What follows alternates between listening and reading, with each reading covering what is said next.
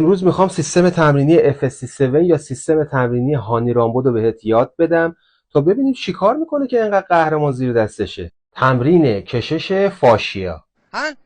به پرده‌ای که دور عضلات رو میگیره و اجازه رشد بیش از حد به اونها رو نمیده میگن پرده فاشیا. حالا ما میخوایم با سیستم تمرینی FSC7 این پرده رو کششش رو بیشتر بکنیم تا حجم عضلانی بیشتری دریافت بکنیم.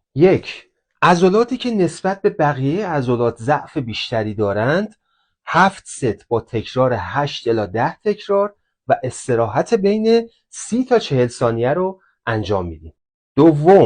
بین هر ست حرکات کششی و فیگور مخصوص اون عضله رو انجام میدیم برای کشش بیشتر پرده فاشیا و حجم عضلانی بیشتر.